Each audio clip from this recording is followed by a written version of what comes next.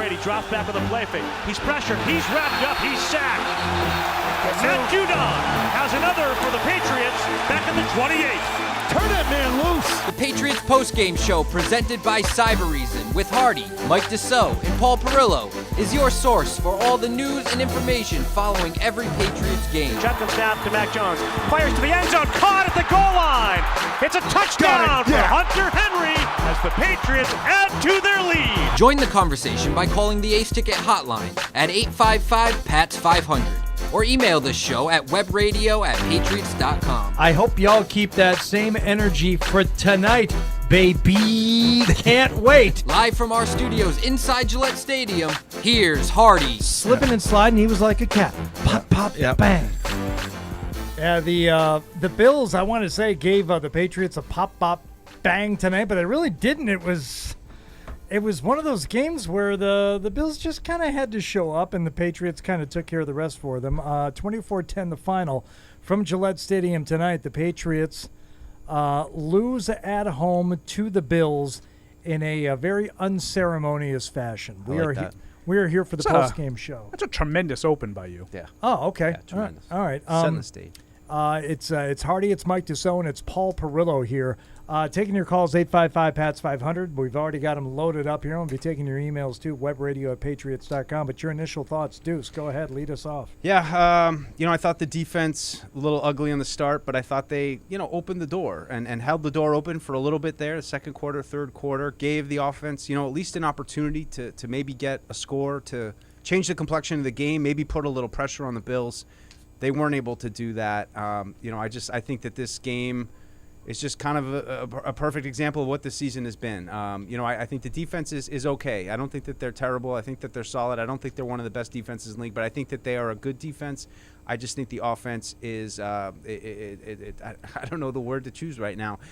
It's a non-starter this season, and it has been since the start. You got out there tonight. You had absolutely nothing. You had one big play from Marcus Jones and some garbage time yards, about as bad as it's been all season long for the offense. And, this is probably going to be what we're going to be talking about here for the next 6 months. Okay, so I'm not going to get into a lot of this right now, but, I question even your willingness to give the defense much credit tonight. I don't think they were horrific, but there were some key moments in that game where things could have at least stayed available to you in terms of staying in this game and possibly making it close, and the defense that they let you down too. Not to the extent the offense did. Yeah, I think you guys are both right. Yeah. Absolutely. I totally agree with you guys. 24 points. Yeah, I mean, they gave them – I don't think – I was talking to Mike as we were walking down. I don't think the defense played as well as only allowing 24 points will indicate. But the bottom line is they only allowed 24 points, and I think, Mike, you had hang on something. What was your kind of double entendre dirty key to the game? Hold on and finish. Hold on and finish. Yeah. Well, they did the hold on part. Yeah. And it wasn't always pretty, but you're right. I don't think and Hardy, you're right too. I don't think the defense was great.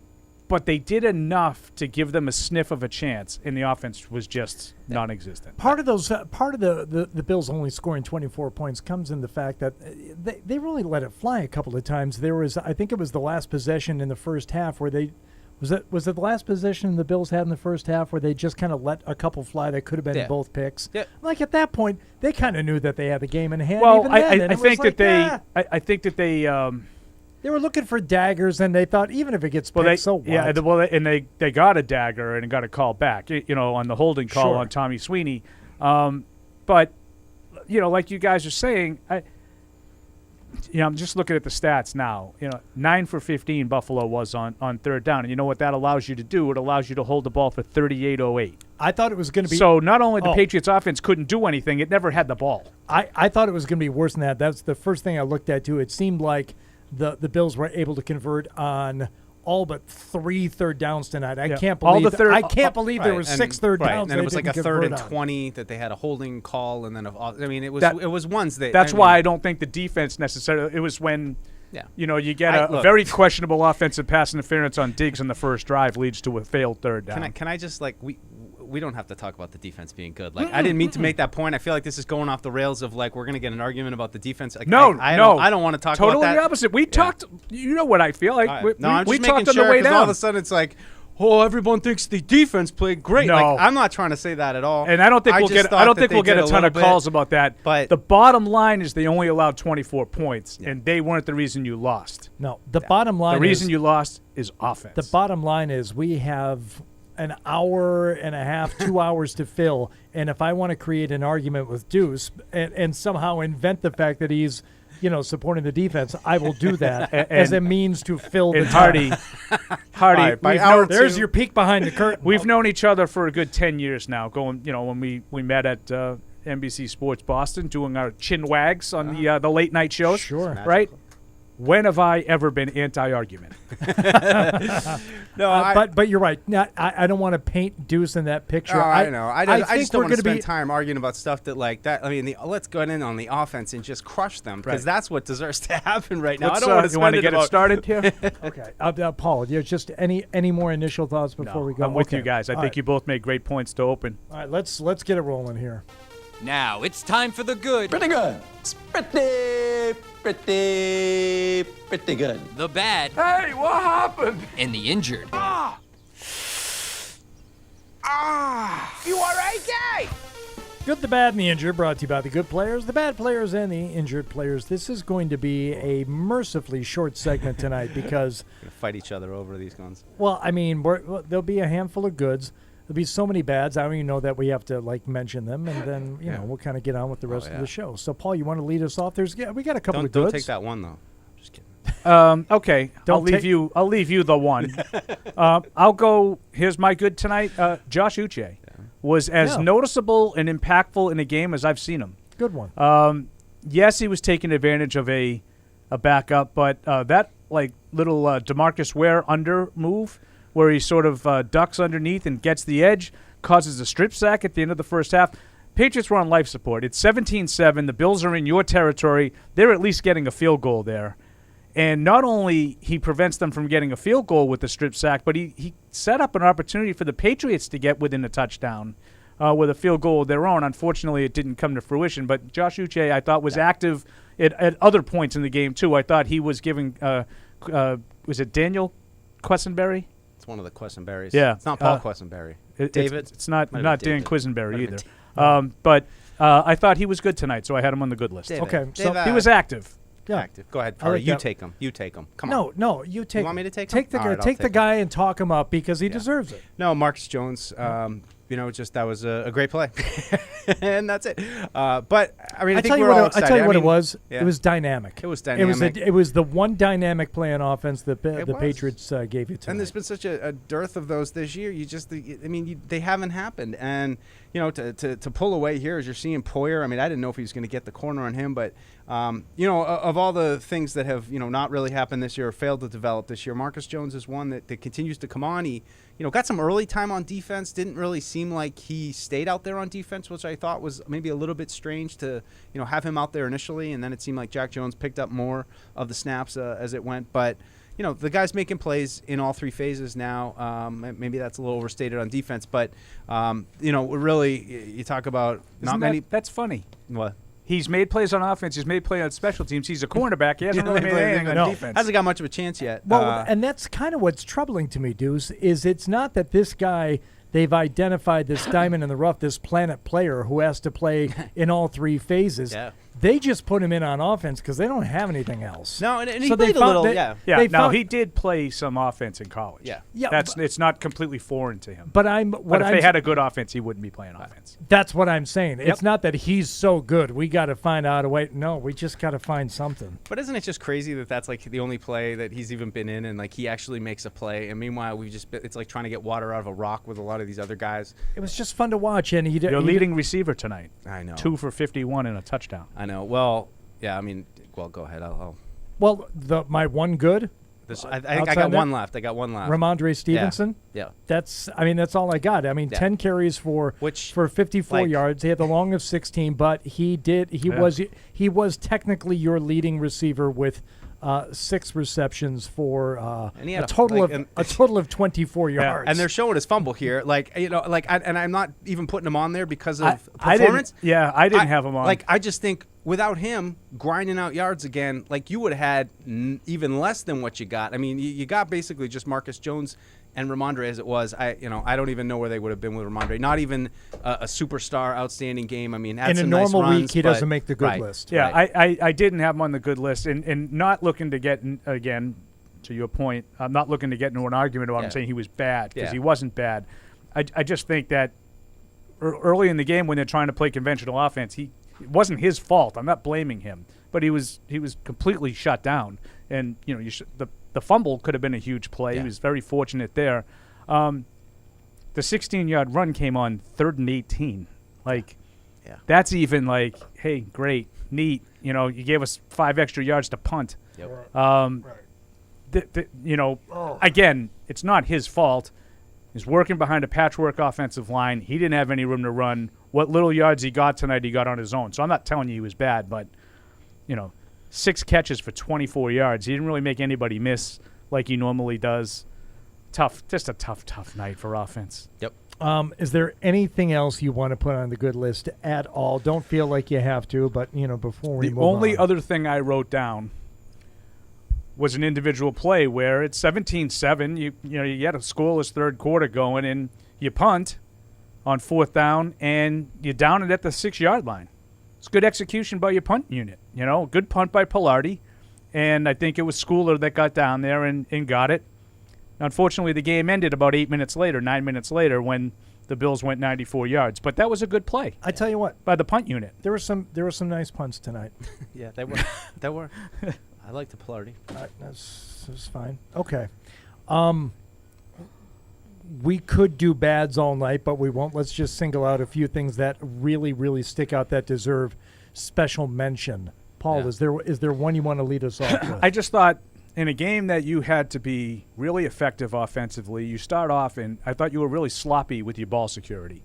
Yes. It's third down and less than a yard. It looked like Mac Jones and Ramondre Stevenson weren't on the same page. The mesh point wasn't right. They looked like they were too far away. They fumble, and they were fortunate to get it back. I would love to know what happened on that. And in the first drive, and you're thinking, is that Mac? Is it Ramondre? Is it like what happened?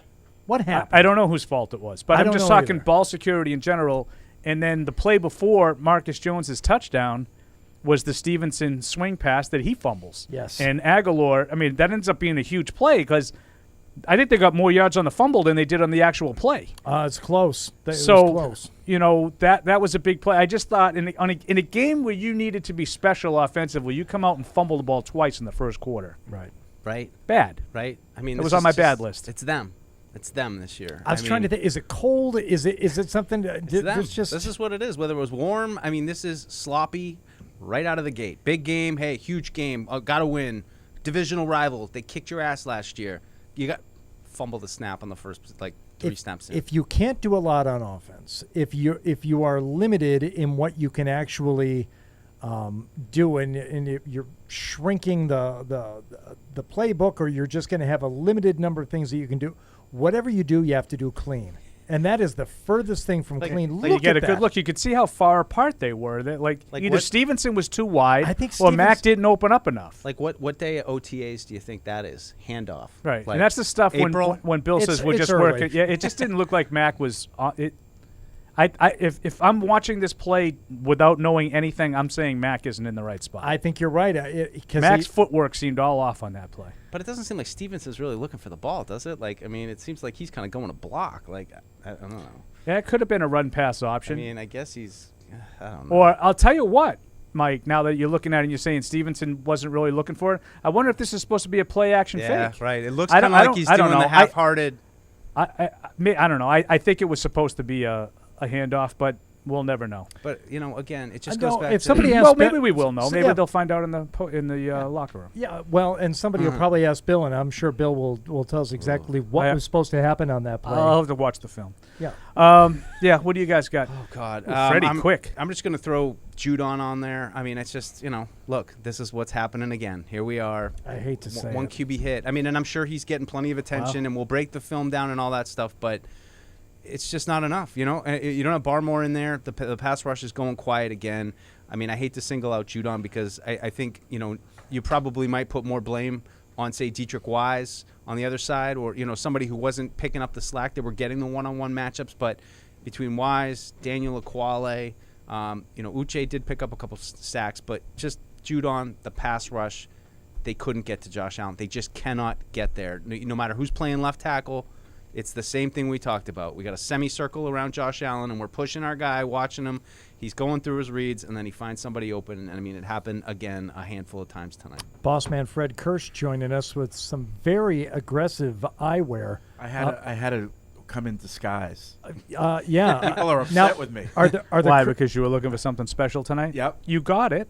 Yeah, you did. Are the Crickets coming in later, There was buddy? a- or there is was it, a Bills or is punch. is it just you, buddy? What's that? The Crickets, are they going to be joining you also? Oh, Buddy Holly, I get that. Hey, There give you me go. some. There you go. I didn't get that reference. I did. I don't listen That's to from the, your era. I know, but I don't listen to the Hardy Music Show. That's from It's the not the Hardy Music Show.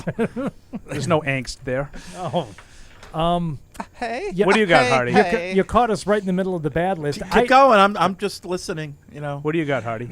I mean, just defensively, I'm going to say, you can say it's Judon. You can say it's whatever plan they had didn't work. Whether they were treating Allen as a passer first and not looking to contain, whatever plan they had, it was evident early on that it wasn't working. You looked at that time of possession at the end of the game, and when I first took note of it, it was at the end of the fourth quarter when I believe the time was 31-43 versus 13-46. Yeah. I said, okay, It was way out of whack until that last drive to nowhere. way out of whack to the point where defensively you needed to dial up something different much earlier on in this game. Now, I don't know what it was, but to the point you made kind of from the beginning, Paul, the Bills scored 24 points. What they did mostly was hold on to the football and stay on the field.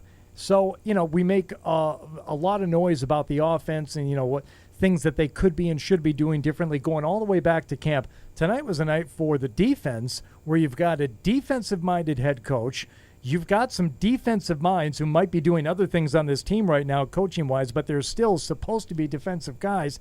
And I'm thinking to myself, that's all you could come up with was a way to allow the other team to be out on the field almost by a factor of 3 times more than you through 3 quarters of this game. Tough. It was a tough night. Bad job by them all around.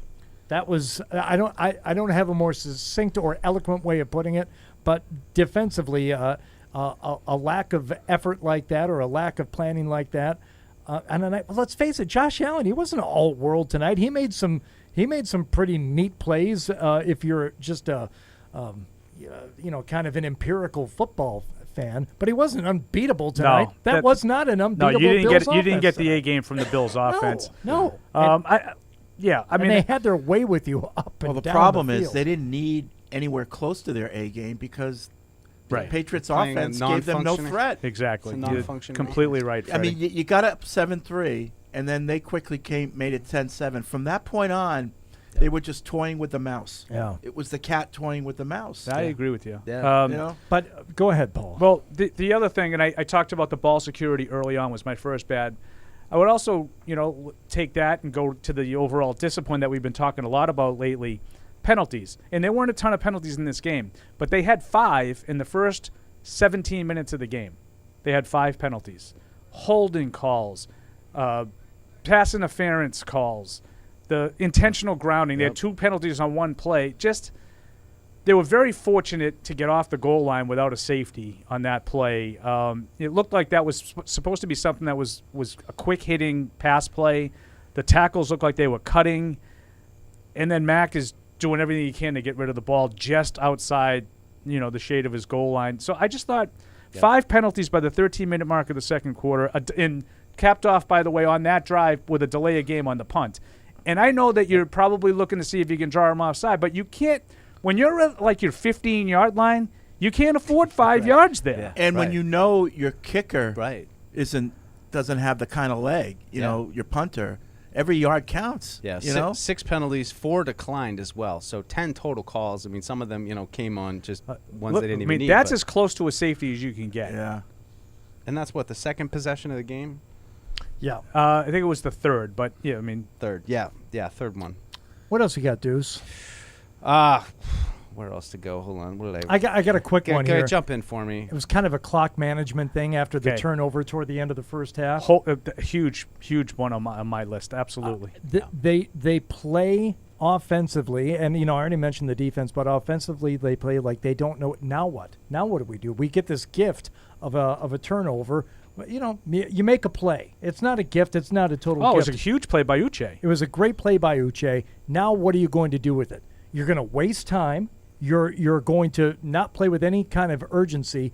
You are going to get yourself into position where you're close to field goal range, and then you're going to burn 7 seconds off a clock when you're down to, I think, 30 seconds anyway, and then call the timeout. I'm watching it. I'm thinking, I don't always know. There are people who seem to have like this inherent sense of when to call the timeout, when not to.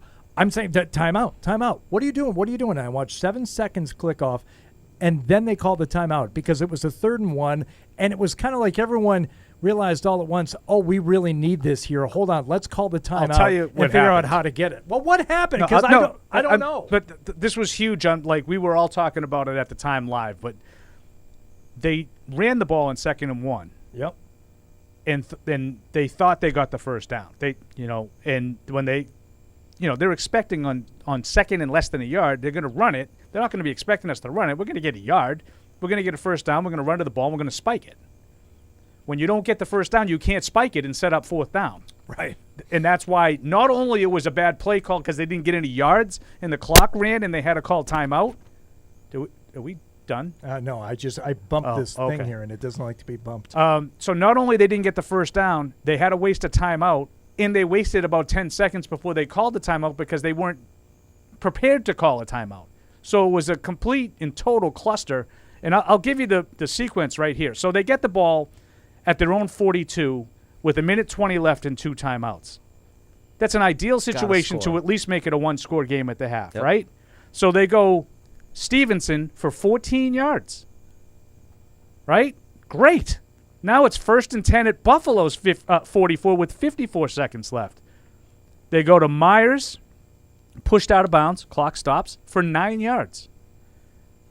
Why, with a stopped clock, do you decide to come out on 2nd and 1 and run the ball? Right. Go to Myers on the sideline again and see if I can get another 9. I have 2 timeouts. Right. I have the whole field at my disposal. This, to me, was a complete and total breakdown from play calling to operations to mindset to execution across the board. Total fail. And I don't want to overstate one drive, but I don't know. In my dealings, a 1-score game at half is much better than a 2-score game.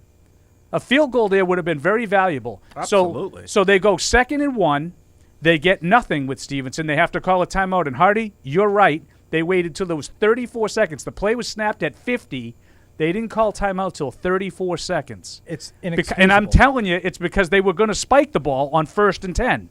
And then they realized it ain't 1st and 10. We can't spike it. So then they have to waste it by calling a quarterback sneak. It's 3rd and 1. You don't need to sneak it. Do what all the other teams do and throw a 16-yard pass on 3rd and 1. Right. You're in plus territory, right, and you're threatening to score. Right. Like, to me, if you burn a timeout and that's what you come up but with. But throw a 15-yard pass, throw a 10-yard pass. If it's incomplete, now I run the quarterback sneak. Now you're in go for it. And so, of course, after the quarterback sneak, you have to do what? Call a timeout. Call a timeout. So now we're down to 32 seconds, and we're at the Buffalo 33-yard and you line. have no timeouts. And so what does that mean? And so if you have to set up for a field goal, you can't stop the clock. So what's off the table? I'm at the 33. Anything in the middle of the field. I'm at the 33-yard line with 32 seconds left. Touchdowns off the table unless the Bills completely fall asleep. Right. And you can't run the ball. Yeah, you can't run the ball. As Fred said, you can't go over the middle. The only way you're going to be able to score a touchdown is if somebody on Buffalo completely has a brain fart. So you end up with a field goal. Sorry, Hardy. No, go ahead. It's a 48-yard field goal, and your guy can't kick those when it gets cold. His leg is tired. Fred had a theory that he's got a tired leg. Because that's another one on a bad list. I'm down on the whole approach tonight. Yeah. But part of this, so we have to activate Tristan Vizcaino to kick off tonight. Right. And he can't get it beyond the 5-yard line. Yeah, Right. Yeah, I bet Nick Folk can do that. I mean, Fred surmised that maybe Nick Folk's leg's tired, so that's the end of my rant. maybe he has tired blood. He needs Geritol. It cures tired blood. yeah. Just two quick things. It's a good rant, Paul. It was excellent. I It was agree. excellent. I think there's some issues with some in-game awareness up and down the roster and the coaching staff right now. Violent agreement. And let's also not forget the reason why they're in that position in the first place is twofold. Number one, great play to get the ball back, but what happened on the Patriots' possession before that? You went 3 and out, burned about 45 seconds off the clock, and gave the ball back to the Bills with 2 minutes and 3 seconds and all their timeouts. Correct. You were very lucky. Yeah. This is why I'm saying, like, And that was the point where they were just kind of chucking it a little bit. and oh, by the They way, got a little loosey with and oh, it by there. the way, two plays before the strip sack by Uche was a 50-yard touchdown was called back. Right. And it was a good call. I'm not saying it was a fluke, but I got news for you. No. Josh Allen didn't need that hold. Tommy Sweeney held Matt Judon in that play. Unquestionably. He didn't need it. He was rolling out around him, and he was throwing that pass whether Sweeney held Judon or not. So it could have been 24-7, to your point, Hardy, Right. because they didn't do anything offensively. as bad as that sequence was and the way you broke it down was brilliant, Paul, let's not forget about the possession the Patriots had before that where it was a quick 3 and out, burned almost no time, gave the ball back to the Bills to 'em. with Yeah. just over 2 minutes. They got to play Incomplete. off before the 2-minute warning, and you were fortunate to get the ball Yeah, back. that series was started at the Patriots 15, incomplete to Stevenson, screen to Marcus Jones for 3 yards, incomplete to Myers, punt. Right. So the Bills ended up getting the ball back at their 43. This is why I'm saying, like, again, you look at the end of the day and you say, wow, Patriots defense wasn't that bad. You know, there was a lot of good fortune for the Patriots defense today. Yeah, and like we said, the Bills let up. They Oh, let at up. the end of the At the game, end of the third quarter, from the end of the third quarter, they were not intentional about scoring. They were just intentional. when about have you just ever seen them just grinding line it up, out. line up with the extra linemen and just say we're just going to grind Right, it out, right. and it worked because they ran the ball Oh, well. yeah. Thank God, because it kept It kept the game. clock running, and we got Right. under 3 hours tonight, Freddie. You know, But I mean, yeah, it's like you can't help but wonder, would if you had scored, if you had put the pressure on the Bills a little bit, I'm not saying that they would have made mistakes, but you never even put any pressure if on your them at offense had all. given the defense some hope, Yeah. maybe they, who knows? But Yeah. but the Bills, there was nothing No. threatening about the Patriots tonight. and and Paul had you had to bring a guy out off the defense to score a touchdown. It's like I'm struggling it's to. great, but what are we doing? 17-10 at the half it just feels different, and course I don't it know. does. I don't know that you hold the Bills scoreless in the third quarter. Maybe they change their mindset a little bit and become a little more aggressive. But But it's to ju- Mike's it's- point, make them do that. make them Right. yeah, Make right. them they never put any game pressure on them. Don't make us sit here and question as to whether or not they would have changed their approach a little bit. Just Right. get it into a makeable range for a guy with a tired leg. Yeah, it's true. Telling you. I'm having trouble getting down to individuals on this bad list because No, I don't really have any. I think the thing that I'm most upset with is the coaching decision to point the offense in this direction starting back in the summer, and it has failed. Origins. It's failed. I don't know how like any an way to origin cut it. story. There's been Exactly. no progression. There's no reason to have any confidence in any of this going forward for the rest of the season, much less going into next season. So, that's where I'm at right now. Well, I'm just frustrated that this has been a disaster, and they're continuing to make the same mistakes. They can't string a drive together yet, and how much more proof do you need? This is what it is. They failed with I'm this. not kidding. When I really do have thousands of people that are on this blog, and hundreds of them send comments. So I'm hearing. It's kind of a big deal. No, I'm hearing from hundreds of fans during the game, and there was a common theme. What do the Crafts think? What are the Crafts going to do? What are they thinking? They got to do something. Their name was mentioned in this game more than any other game I remember in recent memory. Like, what are the Crafts thinking about this? That was a common theme on the blog tonight. Right. Well, I mean, you heard it all off season of, anybody who is, critical of the Patriots and rightly so. But everything that those people who crushed them about this Matt Patricia hire, they were completely right. Like, this was completely the wrong decision. They can't string an offense together. We're in December now. I think something major has to change going into next offseason. I don't know how. And we're talking about like Odell Beckham. Like, I can't even get and you can can't even say, get the well, ball to any of these guys. they had Connor McDermott playing. All right. But other teams get decimated offensive lines. The other team had something named Quessenberry playing on one leg. But they figure out like how to muster something that resembles an NFL offense. We're having trouble doing that. Like I said, we had to pull a guy from defense to score a touchdown tonight. Otherwise, another game where you got 3 points. 7. Oh, yeah. No, 3. You're right. Yeah. 3. So I have another little, not quite as detailed of a rant, but there was a juncture toward the middle to the end of the third quarter, right? So it's still 17-7. And it was the drive that you had a couple of runs by Stevenson that they really didn't block very well. And he just, like, one of them, he went into the pile for like a yard, and all the linemen pushed him for like 11. He got 11, yeah. And then he broke a tackle. You got hit by 2 guys in the backfield, and somehow he squirted loose. So just real quick, it was Stevenson right tackle for 7, Stevenson for 6, plus a penalty on the Bills for defensive holding. So, it's like a 13-yard play. Stevenson for 11, that was the play the whole offensive line pushed him 10 yards. So it kind of looks like, we got it going here on the ground. But if you saw the plays, they didn't have it going on the ground. It was all Stevenson, and it was all sort of yards after contact. Like the whole team was picking them up and carrying them. So now it's 1st and 10, Buffalo 45 with 9:28 left in the third quarter. Mac Jones is under center. And I'm looking, and I got my buddy Evan next to me, and I'm like, here's your hard play action, Ev. There it comes. Yeah. Here it comes. Nope. Handoff to Stevenson, 4-yard loss.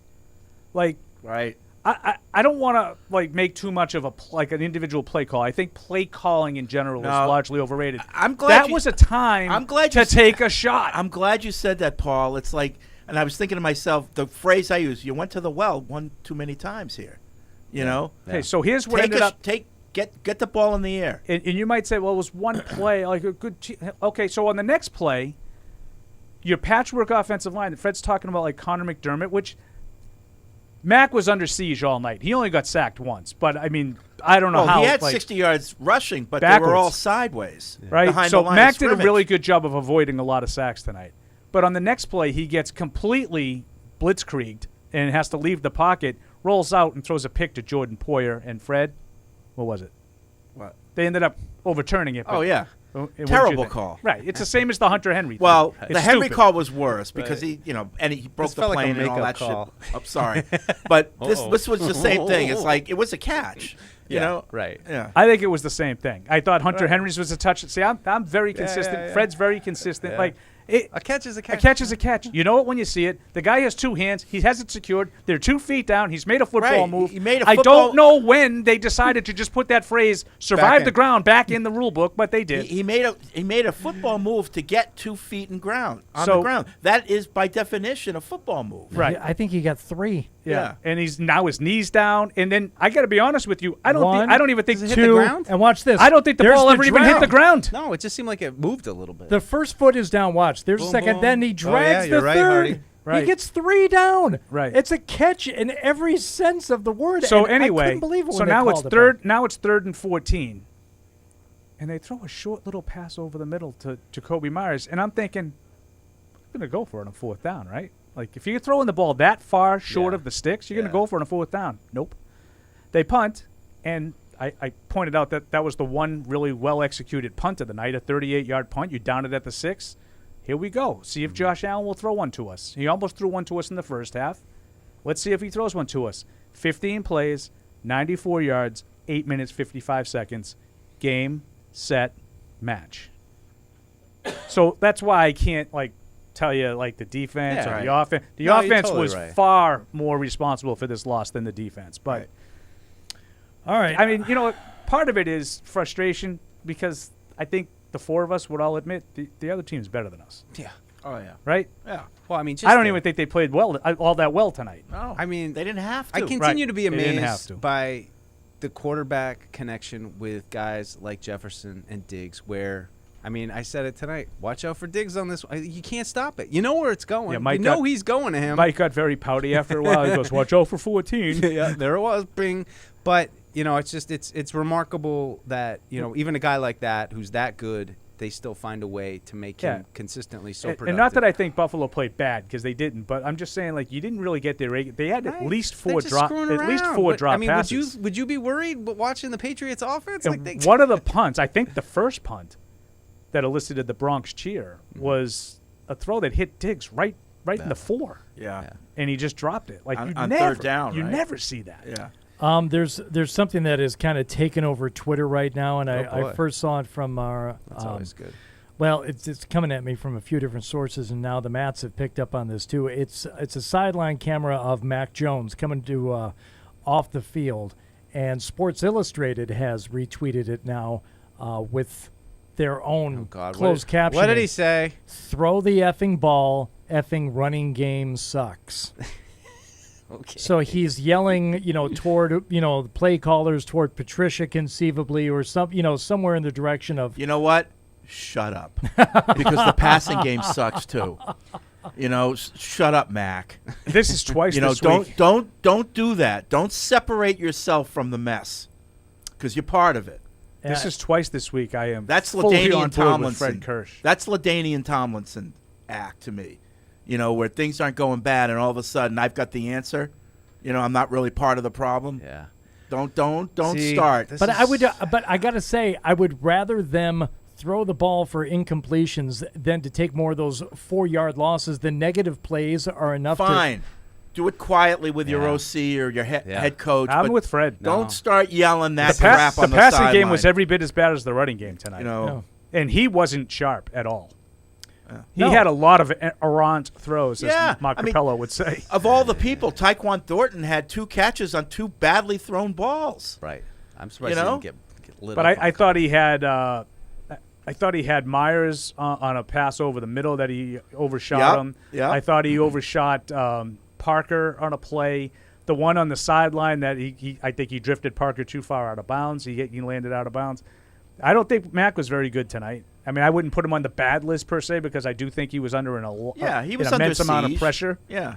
But I don't think he was very good. But this isn't the game to be saying our passing attack is No, and going to this is, save us. and this is one of those games where it starts to go bad, and Yeah, people are turning. But that's what and happens. This is And where as you a gotta watch leader, it. you can't be the guy Yep. turning it. Right. You got to be the guy keeping it from turning.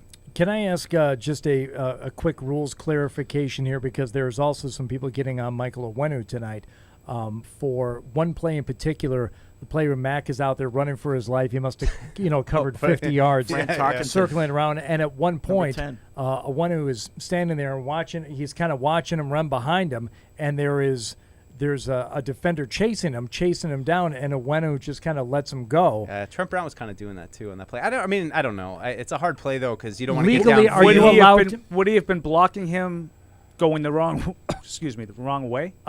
And I believe Because that is a penalty. Yes, I would have to see he it. can't turn his back essentially downfield, which he would have needed to do almost. Yeah, you can't hit a guy facing your goal line.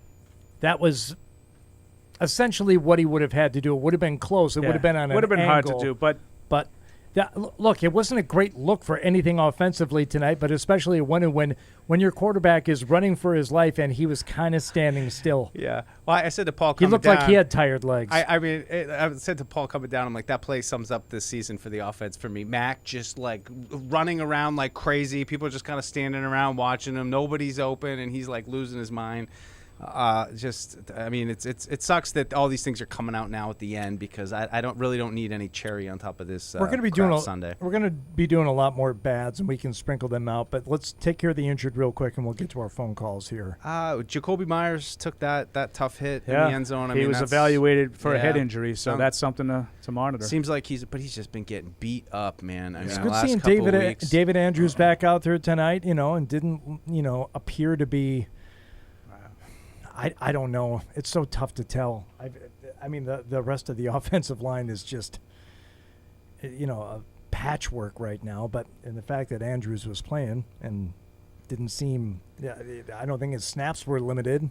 He's out there. I mean, the guy. you say it's a patchwork, but really it was only one guy out, right? Yeah. Yeah, you're right. Yeah. It was just Connor McDermott. It was the same as their situation on the offensive line. Basically. Yeah. It was bad. All right. We do need to step aside briefly here, and then we'll get back and we'll go straight to your calls. So hang with us for just trust me, very short break. And a big thank you to our sponsor, Microsoft Surface, the official sideline technology provider and laptop of the NFL and the New England Patriots, provides players and coaches with the tools to succeed both on and off the field. Check out the powerful Surface Pro 8, combining the power of a laptop with the flexibility of a tablet at surface.com.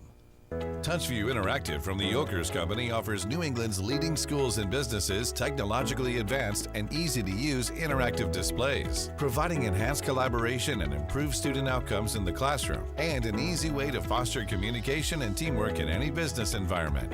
Available in multiple sizes, TouchView also offers a built-in VC, allowing for easy use through video conference systems. For more information, visit okers.com.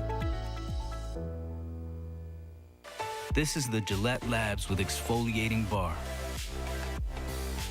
The bar and the handle removes unseen dirt and debris ahead of the blades for effortless shaving in one efficient stroke. Defending against cyber attacks requires seeing in the dark, understanding and ending every threat to your organization on computers, mobile, and the cloud. It takes Cyber Reason. End cyber attacks from endpoints to everywhere. $1 million for picking players? That's a lot of money, DraftKings. You know how many jokes I got to tell to make $1 million? Probably like a half of one. Take a free shot at $1 million with DraftKings, the leader in daily fantasy sports. TouchView Interactive from... Join the conversation by calling the Ace Ticket hotline at 855-PATS-500 or email the show at webradio@patriots.com. People were questioning the face mask calls? Yes, there is somebody I saw. People are complaining about everything. Live from our studios inside Gillette Stadium, here's Hardy.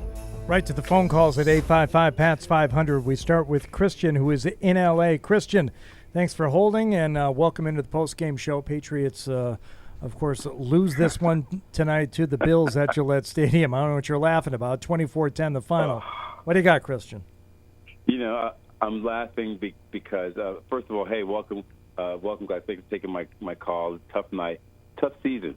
And I'm laughing because, it's apparent to me that I'm going to have to say something that I haven't said or felt in about 20 years, right? And that's that we are a bad team from top to bottom, from coaching to execution. We're a bad team, and it doesn't feel good right now to be a Patriots fan. And this is what it looks like when you don't have an offensive coordinator that knows what he's doing, a guy that can evaluate with some skill and some experience the talent that you have on your team, individual player talent, find innovative and creative ways to get those guys the ball in space in the modern game. This is what the offense looks like when that's your situation, and that's our situation. It's almost to me at the point where you have to say the season's sort of over, right? I see 2 or 3 losses ahead of us, and even if we miraculously make the playoffs, and even if we did well in the playoffs somehow, we are so far away from beating this team, guys, that we would have to meet them and face them in the playoffs anyway. And you almost want to go, let's start looking at some of the younger guys and seeing what we have and making a plan for next year. Do you guys agree with me at all? I do agree with you. I wish there were more young players to look at and that really aren't consider. playing. Yeah, I mean, I get the frustration. I can hear it in your voice, Christian. But yeah, I don't think it's a bad team. I think it's an average team, but you're just in the mix. You're just in the you're not even any more than that. I've been giving my blood, sweat, and tears from other states to this team, and you see us grow, and you see us become this dynasty that thrives on execution, that thrives on mental toughness, that thrives on all these things that are the fundamentals of football. And you have one main player leave, and to see it all sort of seemingly break down, it's more than frustrating. It's just disheartening as a Patriots diehard, as a Patriots fan, and you want to start asking some of the big questions. All right. Thank you, Christian. It'll be okay. I know you're trying to get in. It's not your fault. It's not your fault. I've given my blood, sweat, and tears. I mean, come on. Grow up. This is a very interesting quote. This is the stuff Fred, I told Mike and I told Evan. Do you remember on Wednesday I told you about that Tim Hasselbeck comment that he made on ESPN? Yeah, about Zappy. Did you get to hear it? Okay, so I heard it in context, and it wasn't about people wanting Zappy to play. Right. It was people still harboring some resentment from the way the Zappy situation unfolded. In other words, that Bill wouldn't just say Mac Jones is the starter when he was hurt. When he's back healthy, he'll be the starter, sort of let him twist in the wind. And the inference there, and Hasselbeck did not use all these words. He just said there's still some lingering fallout from the Zappy situation in the locker room, he said, or with the team. He said with Mac Jones and with the team. I think that was the words he used. And I think that what he's talking about is like Jacoby Myers, who was outspoken after the Chicago game, didn't like the way the whole thing unfolded. This is Mac Jones. Did you see this? Well, definitely Mac Jones. I mean, Felger and Maz surmised that there's a gang of five. It's Mac Jones, Kendrick Bourne, Jacoby Myers, David Andrews, and Hunter Henry. This is a comment. I'm looking at Andrew Callahan's Twitter. Do you see this? I'm seeing it now. This is a fascinating quote. Kendrick Bourne. Do the Patriots need to play different on third down? Kendrick Bourne, quote, "Yeah, man, we need to scheme up better. We need to know what they're doing. We need to know what they want to do on third down. They call this and we call that, and it falls right into what they want." These, if you want to be, if you want to be frustrated with the direction that the team is going, that's a very frustrating comment to hear out of your locker room after a loss. It's the to Fred's point, you can't say, well, the running game's to bleep and not take any responsibility for the passing game. This is, don't throw it all on the coaches. You're a team. Don't throw it all on the coaches. Yeah, we got to execute better is the answer to that question in the locker room. So I think there's something to that Hasselbeck thing. I think there's some resentment in the locker room. I think there's been a lack of faith overall in the plan from the start from Mac Jones, and I think that's permeating through some of the members of the offense, and I think that's part of the problem. Yeah. I'm not telling you it's the problem. I think it's part of the problem. I've been a little skeptical of that stuff, but I believe it. I mean, you're starting to see this come out now, and this, we talked last year about Matthew Slater saying we're at a turning point. I don't think that was a real turning point. I think right now is a real turning point for this team because based on the things that are coming out, and I should mention that some people are pushing back on what Mac actually said on that video. I haven't listened to it. I'm not as concerned about what Mac said. It's like heat of the moment. I just want to, some people are at me. I can't listen to it right now. I don't know what it is, but just regardless. I mean, these things that are happening right now, this is not good. And I mean, coming into this game, you knew it was kind of a must-win, but I didn't see it so much as a must-win to make the playoffs. It just felt like a must-win for the psyche of the team. And I think what you're seeing right now, or at least to play well, kind of it. You lost in Minnesota, but offensively, I think there were a lot of reasons to be optimistic. You moved the ball at will. You put some points on the board, and you looked like a representative offense. Tonight, it was right back to the Jets and Colts. You looked like you did against the Jets and Colts tonight. Right. Mm-hmm. You couldn't move the ball, and if Mac Jones didn't say that, I don't care. I watched him on the field. On third down when they fumbled, he banged his thigh like a spoiled brat like he is at times when things aren't going well. And there was another point it's where he frustrating. came off the field. I think it was like 4th and 6 or 7 or whatever. It was a punt situation, and he came off the field like, throw it. Like he wanted to go for it. It's like, Mac, settle down. What gives your coaches any faith that you're going to convert that? Okay, I know you want to throw it. I'm going to counter that, though, in a second. I am not killing Mac. Heat of the moment on the field, like if he whether he said run it or not, or the run game stinks or not, whatever. I don't think the coaches coach the second half to win. I think the coaches coach the second half to stay close, and I hate that. I hate it. That fourth down play, you're on plus territory. It was like 4th and 7, 4th and 5. Go for that. Why not? I mean, especially when you're not going to use your timeouts at the end, and you're just going to kind Well, of then fold at the At end. the You know, end, like with 150 left, and you're down 2 yeah, scores. No, I mean I wouldn't hold that against them, but I'm just if Yeah, that's but that to me is not playing. But time to be aggressive. They kicking a field goal on down 17 points. Like, are you trying to just stay close? No, but I agree with you, Paul. But what I don't like is Mac hasn't earned the right to start yelling at coaches. Oh, yet. absolutely, you're right about that. What has he done to show coaches that this is a guy that we go with it for? Be quiet. Right. For now, until you've proven that we'll put the ball in your hand on 4th and 7. You haven't earned the right to be mad at your coaches yet. You're right. You're right about that. Absolutely. I can't agree with that across the board. Like, I couldn't agree with it earlier in the season when who is Mac Jones to be questioning the play calls and the offensive plan. But I'm okay with that privately. I'm with you on that. I'm okay with my quarterback asking why and demanding an explanation about why we're changing this thing up.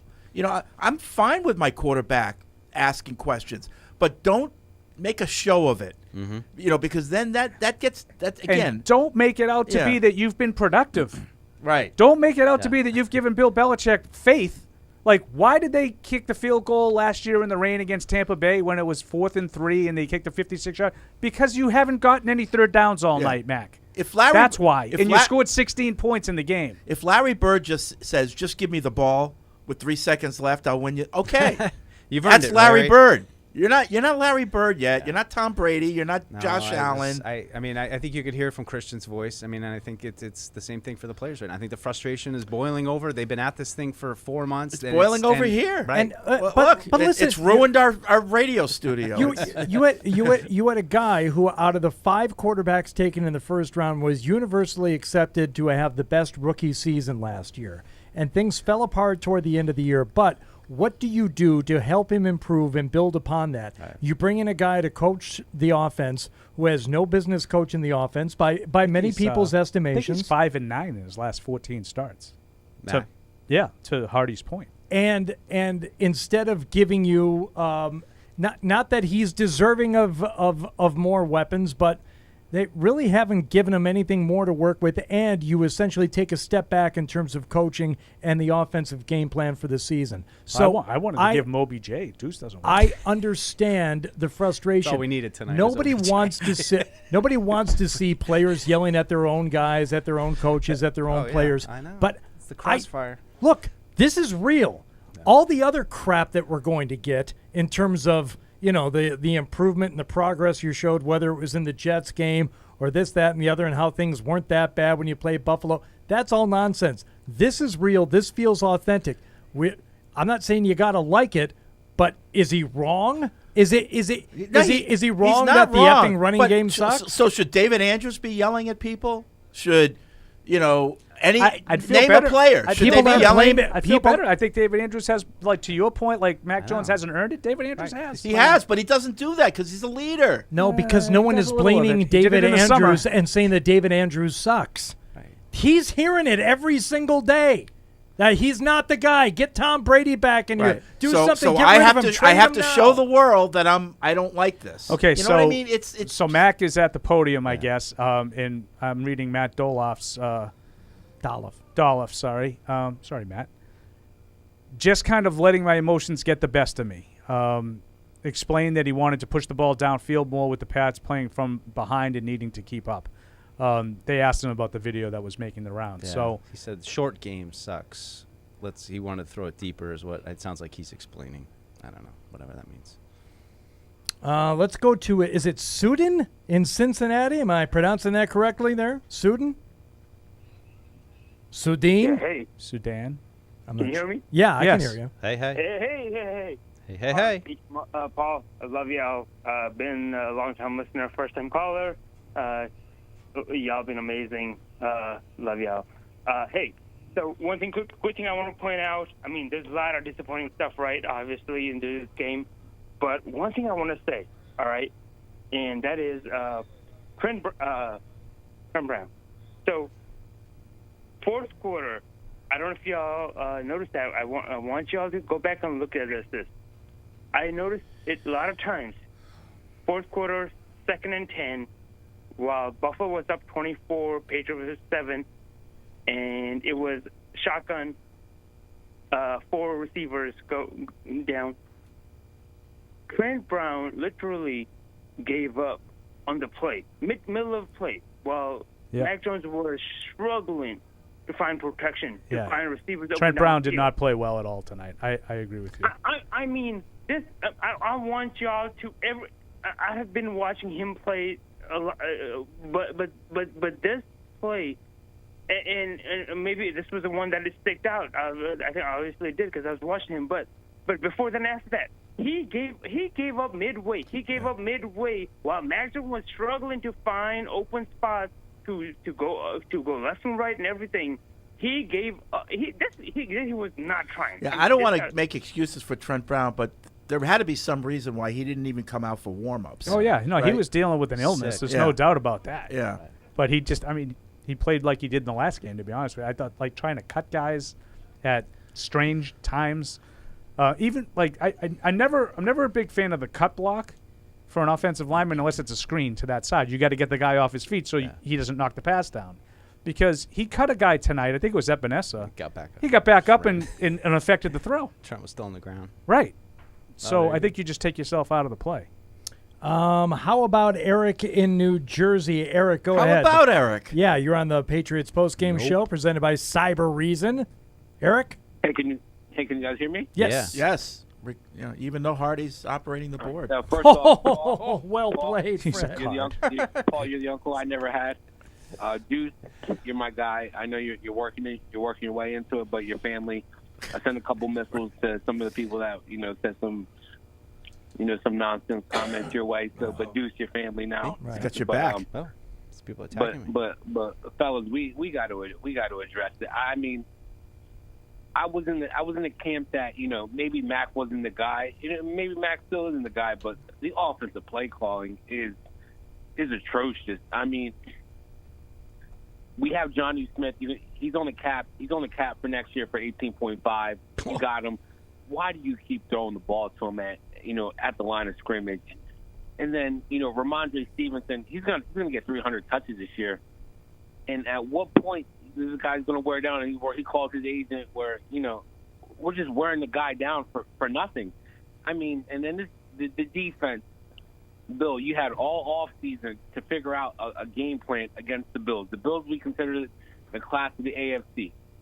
Whether you said the Dolphins, regardless of what they did, the Bills were the class that all right. They dog walked us again. They dog walked us tonight. They could apply the pressure more tonight, but they knew they had to do nothing more. They were running easily at an easy clip for us again tonight. You did nothing to stop them. They're the class. Them, the Dolphins. So what promise does this team have? I mean, Matt Patricia. I get it. You're an engineer, but you're a moron. This offense is a need. I hate to go there, but at what point does this team take the next step? And you guys talked, and Deuce and Paul, you guys talked about it this offseason. Who were the young guys? Who would you build around? You got to get better players. Who would you take to build around this offseason? Obviously, Ramondre Stevenson, he proved he's taking that bill. But who else from that class? Obviously, Marcus Jones. Obviously, he's taking that step. That's you too. But yeah. There's nobody. I don't know if Marcus Jones is going to be part of the offense, but they need more playmakers on offense. It's the same stuff we talked about all summer, all spring. You have good players. I think you have a bunch of 2/3s. Like I don't think Parker, Myers, Bourne, and Aguilar is a terrible group of wide receivers. I do strongly believe in you need a stud. The stud takes the pressure off of everybody else. Yeah. And I think they're missing that, and they're also just sort of missing the guy that Mac Jones looks to when he needs a play. Right. You know? Yeah. Yeah, Skarnecki has said it in the offseason. He needs a binky. Yeah, I mean, and Diggs wasn't like Jefferson last week, but Diggs was the guy tonight. Again, you allowed the other team's best player to dictate the offense. The only difference in the numbers and the stats tonight was they got a lead. Yeah, and Buffalo just did what it needed to do. Right. They had a comfortable. They had a 2-score lead for the vast majority of the game, and I just read Josh Allen's transcript. Someone asked him, "Did you just feel like you needed to choke him out there in the third quarter with that drive?" Yeah. And he said, "Yeah, they're playing too deep shell and they're daring us to run, and I thought we got physical and ran the ball. They did. I mean, the numbers aren't going to jump off the page at you, but offensively, yeah, they only averaged 3.6 a carry, but 37 carries for 132 yards. So it's like, let's say 34 for 135 because they had the 3 nail downs at the end. Buffalo's not a physical, grinded out team. Like when they were putting in an extra lineman, the three of us were talking, Mike, you, me, and Evan, we're saying, go ahead. Like, put the extra lineman in. Now, for me, personally, night game, the clock's running. I'm happy, right? Let's go. But I wasn't expecting Buffalo to play ball control for 2/3 of the game, the way Hardy said, by just lining up and running it. I mean, goal to go down in the goal line, 3rd and goal from the 1, walked in. Yeah. Devin Singletary walked in easily. Yeah. I agree with everything you said about the weapons, Paul. And I think where the place I'm at right now is that I can't get by. I can't get past the offensive design and the offensive install. And like I think these players are absolutely better than what they're putting out in there. But I think you could have an all-star team with Odell Beckham and Tyreek Hill and Jalen Waddle out there right now, and I don't know how they'd get the ball to I them. think it's going to be fascinating to watch in the offseason. I'd like to see. I don't know them where to try. start. I know, but I do. I think it's going to can't. be fascinating because, like, do you guys envision Bill saying, that didn't work? You're going to go back to being an advisor. No. Listen, I'm telling you, I made a prediction last week on the show. There's going to be an offensive shakeup this offseason. But so does that require a third system? It might. So well, I don't know about system, we'll be banging on the thigh pads again next summer. There'll be coaching changes. I mean, I coaching changes. I just think it's going to be fascinating to watch. Waste of time, this offense, and if you're going to try to build off of this, then you're just bring someone in, start from scratch. I don't care. That's how bad it is. Like I don't know if there's anything to salvage from what they've done on offense over the last 4 again, I'll months. go back to what I said earlier. The Kraft's name was thrown around a lot tonight. Like, what are they thinking? They don't just get their information from Belichick and take his word from it. They talk to other people too. Sure. And I think, assuming this continues the way it is the rest of the season, you've got 5 games left, they're going to demand changes. Yeah, well, I mean, just realistically, like, I give everybody a little bit of a pass in 2020. Brady left, like the pandemic, whatever. Like, give them a pass that year. The last 2 years, what's progressed? Like, what's gotten better? If anything, it feels like you're just kind of slowly continuing to fall apart. It doesn't feel like you've really. I mean, talk about players you're excited about. I'm excited about Ramondre Stevenson. I'm excited about Marcus Jones. But after that. What are you excited about with this team? Yeah, like, what do you really believe in? In this league, it's hard to have an elite defense. Your best defense is a good offense in this league. Absolutely. And they don't have it. Absolutely. And I don't know if that's like a holdover from, hey, this is, 2003 where we can win games 19-17.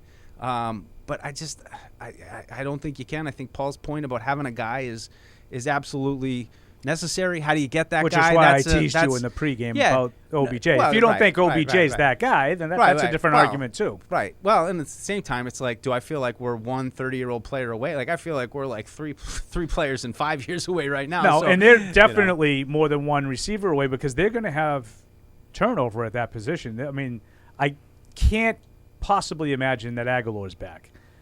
I think virtually everybody else other than Thornton is in question.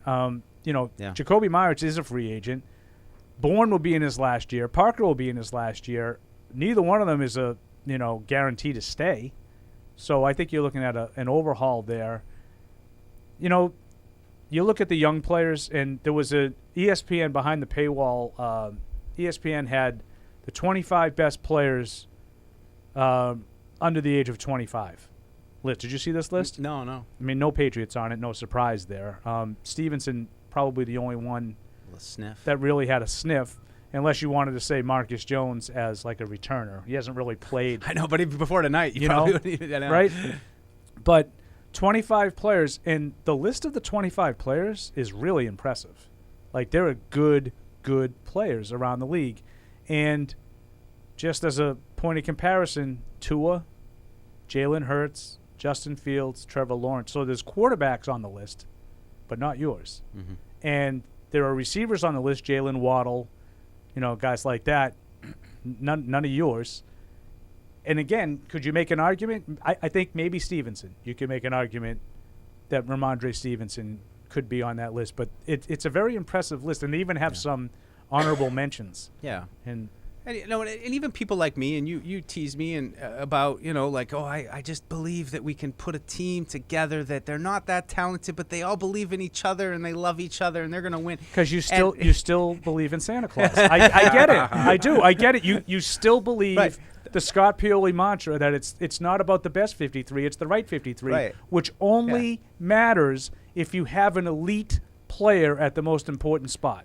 I think, like, I can at least fool myself into believing that if you're going to tell me that this is the best coach team in the league and that they're going to play like that. And, all right, we're not talented, but we're not going to kill ourselves with penalties. We're not going to turn We're going to be tough to build. We're going to have a good game plan. We're going to throw twists and turns at people. We're not going to fumble the snap on the biggest game of the year on the third snap of the game. So that, for me, that's like, and I say that, kind of jokey, but overall, like, if you're not a well-coached team and you're beating yourself consistently, like, what do you have? Like, you don't have talent. You don't have coaching. You've lost now to this team who really, for the last 4 years, you should have been pretty much maniacally focused on how to figure out this team and this guy. What have you come up with? 3 years. Yeah, 3 years that they've owned you. And I'm not Amos Alonzo Stagg when it comes to breaking this stuff down, but I didn't see a whole lot different tonight in the way they attacked the Bills' offense. And just to put a wrap on that whole young player thing is, just try to think in your mind, who will be here in 2 years? It's hard to come up with, Barmore, Marcus Jones, probably Jack Jones, Stevenson, Mac Jones, but like, it's hard, you compare that to, like, even the Jets, who I still say I don't think are that good, but and I heard Albert Breer talking about this on was it on your show today? Yeah. I mean, which I one? thought, the music show? Yeah, with Hardy. I heard Albert Breer breaking down like the other teams in the division. Now, I think he was being a little unfair because I think 2 years, 3 years down the road, it's hard to know how many of these guys will still be around too. But it's unquestionable that these teams in the division have more talented young cores than the Patriots do. I mean, definitely on the Jets, key spots too. Yeah. And that's like, I don't even care about Zach Wilson. Play Mike White. Like, I mean, the Garrett Wilson, Sauce Gardner. I mean, it's Patriots got a long road ahead of them. We got to step aside. We're going to come back, take more calls, and your emails, webradio@patriots.com, 855-PATS-500. Thanks to Cyber Reason, presenters of the Patriots Postgame Show. Great defenders don't just play on the field. They're also protecting your company and data. Cyber Reason on a mission to end ransomware and keep your business undefeated against cyber attacks. Learn more at cyberreason.com/ransom. TouchView Interactive from the Yokers Company offers New England's leading schools and businesses technologically advanced and easy-to-use interactive displays, providing enhanced collaboration and improved student outcomes in the classroom, and an easy way to foster communication and teamwork in any business environment. Available in multiple sizes, TouchView also offers a built-in PC, allowing for easy use through video conference systems. For more information, visit okers.com. This is the Gillette Labs with exfoliating bar. The bar and the handle removes unseen dirt and debris ahead of the blades for effortless shaving in one efficient stroke. Defending against cyber attacks requires seeing in the dark, understanding and ending every threat to your organization on computers, mobile, and the cloud. It takes Cyber Reason. End cyber attacks from endpoints to everywhere. $1 million? But picking players, that's a lot of money, DraftKings. You know how many jokes I got to tell to make $1 million? Probably like a half of one. Take a free shot at $1 million with DraftKings, the leader in daily fantasy sports. TouchView Interactive from the Yokers Company offers New England's leading schools and businesses technologically advanced and easy-to-use interactive displays, providing enhanced collaboration and improved student outcomes in the classroom, and an easy way to foster communication and teamwork in any business environment. Available in multiple sizes, TouchView also offers a built-in VC, allowing for easy use through video conference systems. For more information, visit okers.com. This is the Gillette Labs with exfoliating bar. The bar and the handle removes unseen dirt and debris ahead of the blades for effortless shaving in one efficient stroke. Defending against cyber attacks requires seeing in the dark, understanding and ending every threat to your organization on computers, mobile, and the cloud. It takes Cyber Reason. End cyber attacks from endpoints to everywhere. $1 million? For picking players, that's a lot of money, DraftKings. You know how many jokes I got to tell to make $1 million? Probably like a half of one. Take a free shot at $1 million with DraftKings, the leader in daily fantasy sports. Join the conversation by calling the Ace Ticket hotline at 855-PATS-500 or email the show at webradio@patriots.com. People were questioning the face mask calls? Yes, there is somebody I saw. People are complaining about everything. Live from our studios inside Gillette Stadium, here's Hardy. Right back to the phones, 855-PATS-500. We go to Will in Hawaii. Will, thanks for calling in. What you got for us? Hey, how you guys doing? Good. Bet you're not as jacked up as you were in the pregame. That was brutal. I am not going to go as far as the caller did a few calls ago and say, I was giving blood, sweat, and tears, but they definitely have my emotions in a headlock. I am here to make a declaration, guys. Oh. A final declaration. I hope it's not of independence. It's not worth that laugh. It's not worth any laugh, especially not even, that one. Not even a little. Not even a chuckle. Oh, shut up, Hardy.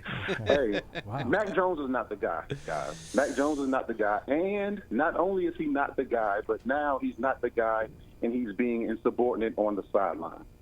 So that brings me to my second and final, I guess, issue. And I'm not here to argue with you guys because I argue with Patriots fans, so I'm blue in the face around here. Who's better, Zappy or I argue that all the time. But at this point, don't you think we should try something different? I mean, obviously what we're doing is not working. So I wanted to get you guys, what do you say to Patriots fans like me that just say, look, we're not saying he's better, but I think he is. Let's just try something different, okay? I'm starting a new movement, hashtag Start Bailey Zappy. I'm going to try to get it rolling on Twitter. Okay. What do you guys think? I just think you're putting him in a terrible position. I mean, I don't know why, you think Bailey Zappi's going to be successful or different. I think the problem starts at the top, and if Mac can't figure it out or they can't figure it out for Mac in a way that is at least somewhat productive, I don't really have much confidence they're going to be able to figure it out for Bailey Zappi either. Yeah, it's tough because, okay, so you roll out Zappy, and what if he stinks? Now you're like, okay, Mac, you can come back And now. then you also have, Paul's thing he's been talking about. People didn't like how it was handled. Now you're going back to Zappy, so those people are going to be even more pissed. And if we're talking about a locker room that possibly could be fracturing, that might be something that the only way exacerbate it. There's only two ways that I think you can go to Zappy. One is obvious that if Mac gets injured. But the only other way to me is if you decide that Mac Jones is not my guy. Right. And that you're done. Yeah, I'm done with Mac Jones. Because if you go away, look, I mean, there's a lot of strange things happen. Who would have ever thought that Jimmy Garoppolo would wind up back starting after the way he was treated over the last couple of years? So you never know. But if you go to Bailey Zappi because you say, Mac, you know what, we're gonna go with Zappi here. You've lost him, and you clearly don't think that he's the answer. Mm-hmm. So I find it awfully hard to believe they think Bailey Zappi gives them a better chance. Who knows? I'm not a football coach. I'm gonna let these Mac guys play the string out. These guys know a lot more than I do. If he's hurt, and it looks like he was like hobbling a little bit tonight, if he's hurt, That's different, but I don't know. But these types of situations have ruined coaches in the past. Yeah. Like, Now Bill has the advantage of I know. not having to worry about that. he's got the cred, but it ruined him in Cleveland. You know. Well, when he went with Testaverde over his, he ended up being proven right about that. Well, I know. Well, he didn't lose his job because of no, that. He lost his job because they fell apart. I know, but like that was a tough decision. Those decisions are some of the toughest decisions a head coach can make because the quarterback is just a very unique. It's not like even a goalie in hockey where you pull the goalie and you bring in the other guy until he cools down, then you bring back the other guy. Play with him. It's quarterback is different. Well, I got to say I'm really interested to see what happens because you've got a team that's now going to, have a week of prep for Arizona, but then they're going to go spend a week together, and so they're going to play a game on the road. They're going to be kind of isolated. Then they're going to play another game against. Think they'll have a team brawl? Well, I was going to say that could be a bad thing. Usually, I don't know. We're bonding and we're together. I know. And right now, it seems like go back to the Slater thing. It feels like are these guys going to bond together, or are these last 5 games going to be just a continued descent into darkness, which I don't totally rule out. 53 separate Ubers. Yeah, and I will say, I didn't think tonight was a must-win, but I think the 2 games upcoming are must-wins. Those are the 2 games with losing records. That's the easy part of the schedule is Arizona and Vegas, 2 bad teams. But you realistically, you need to go 4-1, right, to make the playoffs? Correct. Yeah. But you have to win these 2 games. They must win. Right. You lose either one of them, I think it's game, set, match. Yes. Dylan in Orlando. What's going on, Dylan? And then guys get injuries. Yep. Hey, guys. Maybe First and foremost, appreciate each of you. I'm Christmas going to pretty firmly disagree with Will on this one. For reference, in Josh Allen's first 2 seasons, 78.2 passer rating, 5,000 yards, 30 touchdowns, 21 interceptions. Mac Jones' rookie season, 92.5 passer rating, 3,800, 22 touchdowns, 13 interceptions. Okay, can I just stop you for a second? Yeah. When you watch Josh Allen and you watch Mac Jones, who do you think has better skill? No, and that was going to be my next point. I think Josh Allen is a superior quarterback, but my thing is, part of his development has come from the coaching staff that's been around him, and I hate to beat a dead horse, but my question really is, and I hate to go here because I've never been the type of person to pin Bill. I think, when you have a track record of success, you can mess up a few times. But when is he going to start taking accountability for this mess? And I don't mean public accountability. I mean accountability in the form of change. We're through 13 weeks here, and they've made 0 progress on the offensive side of the ball. Yeah. I don't think the defense is as peachy as numbers suggest either. Anytime we've played a competent offense, we've seen a slow burn game, time of possession in favor of the all opponent, fair points. On the ball down our throat, throw it over our heads, etc. So I don't think that Mac Jones is the problem. I'm curious to know when we think Bill Belichick is going to take accountability for the situation. Well, he said it's all on me, right? Yep. Didn't he say that? Well, he said to blame him, and I agree with Yeah. the caller. The point I was trying to make, and it wasn't taken about the coaching, is Mac Jones came into the league much more ready to play in the NFL than Josh Allen did. Josh Allen played at Wyoming, was wild, and needed to be coached up and out of some of that wildness.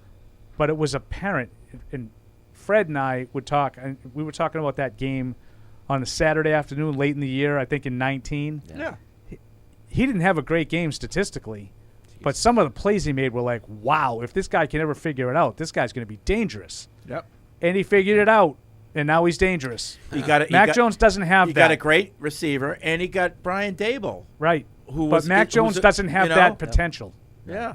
Physically, from a skill set, he has to play at a high level, mentally, and then he needs to be lifted by great talent around him, and he has just so talent around him. In my opinion, Josh Allen's a unicorn. I mean, nobody's like him. That's why I don't want to see comparisons to his first 2 years. He came in the touchdown so throw far away with Mac Wilson draped on him, and he's halfway out of bounds, and he just rifles it back. That's a great example. So Mac Jones had a better rookie year than Peyton Manning. What are we saying? What does that mean? Nothing. But Mac Jones had a play like that where he's rolling and rolling and rolling to the sideline and try to throw it late. And what happened? Got picked. Well, he didn't survive the It's just a physical. Hunter Henry should have came back to him. It's a physical skill set that he just doesn't possess, and it doesn't make Mac Jones a bad guy. Because you're right. Josh Allen's a unicorn. Yeah. We were talking about what Bill said, what he did take accountability for. Let's find out. Let's hear from the head coach. And we thank Microsoft Surface, the official sideline technology provider and laptop of the NFL, and the Patriots, providing players and coaches with the tools to succeed on and off the field. Check out the powerful Surface Pro 8, combining the power of a laptop with the flexibility of a tablet at surface.com. Here's the head coach. All right. Not really too much to say here. Just obviously just couldn't do enough tonight. Again, give Buffalo credit. They're a good football team. But we just couldn't do enough. So had some opportunities, but just nothing in particular, just in general, not quite good enough in any area. Red area, offensively, they're making plays in the kicking game. So it's about the end of it. Bill, Buffalo's last possession, about 2 minutes left. You have your timeouts. What went into the decision to not call timeouts to try to get the ball back and let Buffalo run the clock out there? Talking about on the kneel downs? Yeah. I thought that was the best thing to do for our team. We went the other way in the Baltimore game. Lost Mac for 3 weeks. I don't really think that was worth it. 3 of 12 on third down offensively. It's been an area that has been a struggle all season. Well, what do you see there, why that's been such a struggle? Yeah, combination of things. And then the 2-minute offense at the end of the second quarter. Were you okay with the way the timeouts were used and the management in that situation? We came up short on third down, cost us another. We didn't pick it up on third down, so we had to use a timeout there. In the end, we should have had a field goal at the end of the half, and we ended up not getting it. So. Bill, why do you think the offense is still struggling so much at this point in the season? Yeah, well, I'll just say tonight, we just didn't, like I said, we just didn't do enough. Had some opportunities and weren't able to take advantage of them. You guys had a lot of the same players in place last year as you do this year, and the offense was a lot more efficient. Anything specific that changed from last year to this year? I don't know, just got through with the game here.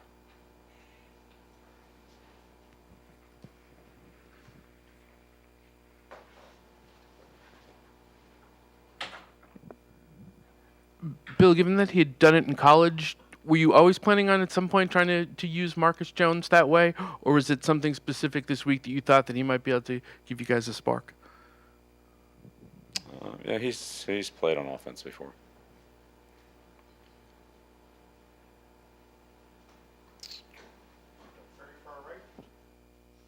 Bill, sorry, by the door over here. Are there serious changes you guys have to make on third down? I think you're 3 for 10 last week, 3 for 12 today. Yeah, it's a combination of things. So there's a lot of things we could do better. Some of it's third down, some of it's first and second down. Did you feel like you couldn't be real aggressive on first and second down based on some of the stuff you guys had going on your offensive line? We were definitely working around some things there. But yeah, we just need to do a better job. Would you consider the struggles on offense more of a play calling issue or an execution issue? Yeah, well, we just need to do a better job overall.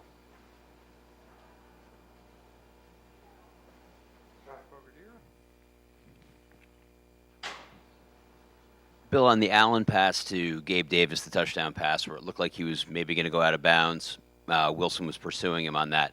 Did you think that he was out of bounds when he threw that? It looked like some guys had kind of stopped playing. I don't know what you saw. Yeah, I don't know. I didn't really see it.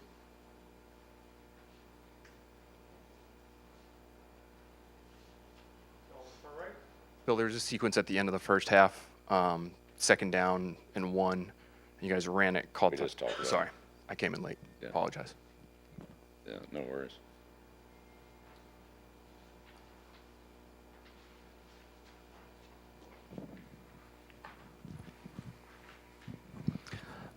Bill, was there any consideration to bumping Mike Onwenu out to right tackle? Conor McDermott got the start. He's been with you guys for about 9 days. Was there any consideration to moving things around to get Mike in that spot and then moving someone else into that guard spot? Yeah, it's not always, moving one or moving two. Moving two is always harder than moving one. And when we looked at our options, felt like that was, felt like we did the best thing we could do. If we thought moving Mike was out there, we would have done that. Bill, did you feel conditioning was an issue at all defensively? They just were out there for, I think, almost 40 minutes. Thought actually we played pretty competitively.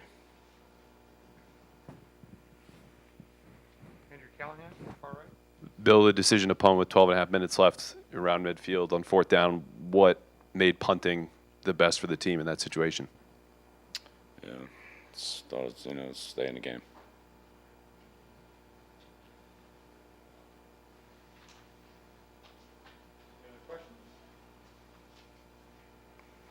All right. Sorry. Just, did it feel like the Bills maybe had a beat on what you guys were trying to do on early downs? Just felt like a lot of short passing screens into the flat. Did they get a jump on that? You have to ask on that. Do you think it's hard to keep players from getting frustrated against an offense like Buffalo when you're not incredibly aggressive through the air? What players are you talking about? Your offensive players. I don't know. You'd have to ask them that. It's kind of a mic drop. Do you think conditioning was an issue on defense? Your defense was out there for 40 minutes, and he said, "I thought we were competitive." Defending that defense. Defending that defense. Tough to defend. Why do you think you might be doing that? Yeah. Oh, well, I mean, I can think of a couple of reasons, but I wouldn't want to speculate. I mean, and again, I don't think the defense was horrible tonight. I think they competed. I thought they really made Buffalo earn their yards. It wasn't a lot of freebies, but I have to stop short of saying, "Oh, great job by the defense. Only allowed 24 points." I think we all watched the game and kind of felt like Buffalo could have named the score. And I know what you're inferring there too, Paul, but I think he's probably just as protective and loyal to his friends who are running the offense right now. I thought he sidestepped a question earlier in the press conference about the differences between last year and this year. Felt like it was mostly the same personnel and more efficient last year. What's the issue? And to your point, Freddie, he didn't answer that either. There's plenty to question and critique right now without even getting into nepotism or anything like that. I'll get into nepotism, like the fake punt. Okay. I mean, we did force a punt, but they faked it. So I mean, there's just Kendrick Bourne quote 2 years after ago. Kendrick Bourne quote coming out of this. Kendrick Bourne. I'm going to make a sneaky prediction. Not going to make the end of the season. Not going to make the end of the season. Yeah. By the way, the first punt that was forced by the Patriots defense tonight, there was not a smattering of chuckles or any kind of sarcastic applause. No. I don't think the crowd was. Paul was waiting for it. There was a little bit of a mock cheer. But not how like how could you tell from your lofty perch up there? In the, not like I thought it was going to be. To your point, with the serious folks, I think the crowd would have done it. I don't think they're in the mood. Everybody, they're not. Everybody underneath us, they got up. But it wasn't like I thought it was going to be one of those. Like when you get like 7 penalties called against you in a row, and all of a sudden there's one called on the other team, and everybody. That's what I thought you were going to. Yeah, I think they still wanted to believe at that point. They still wanted to believe like this is but a it real wasn't, game. We didn't have to. It wasn't like an ovation. Like Like usually you get a 3rd down stop, and the crowd goes wild. It wasn't any of that. Let's go to Kyle in Charlotte, North Carolina. Kyle. On the. Hey guys, how you doing? Good. Hey Kyle. I just gotta say, who would have thought 2 summers ago, after spending $160 million in the offseason, that we would have these type of problems with the O-line, quarterback controversy, wide receivers not getting open, going lazy on the routes, and then this Mac Jones thing that just came out with him saying stuff on the sideline. I know it's been a mess, but it's like it's hard to be optimistic in this situation. Like if we do any worse, we're not going to get a higher draft pick. If we play too hard, I mean, the second round seems like the farthest we'll go. I hate to say it like that, but it just seems like it's been a constant circle of just biting our own tail.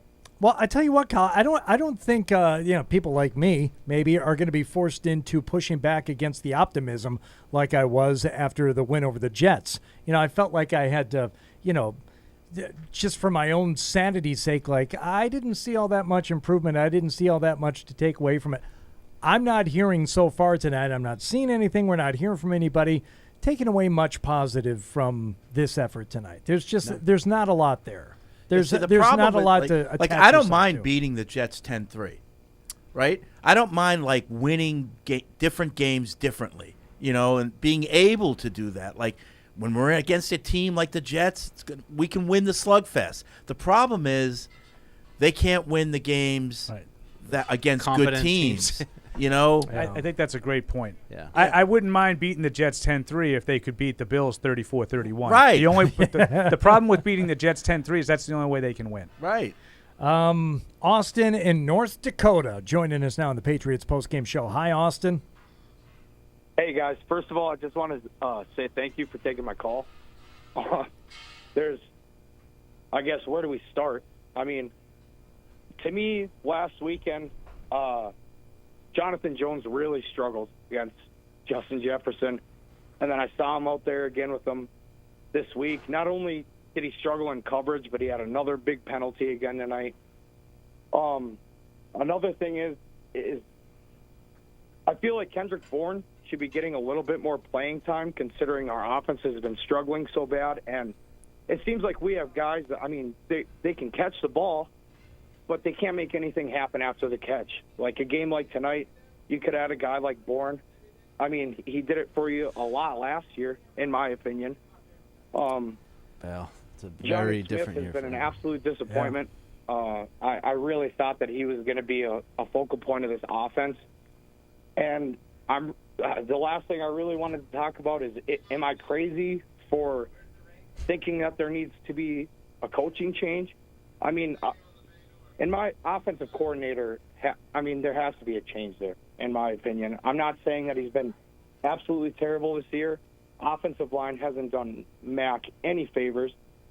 And to be honest with you, I completely get where Mac was coming from tonight.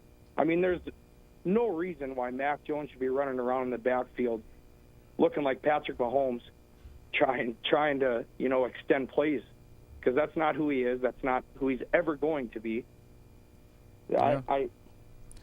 It really sucks, the position that we're in, because another thing is I feel like we're slowly becoming Denver with the things that are happening on the sideline now tonight with Mac, all that. Hopefully that ends up not being as dramatic as I think it's going to be.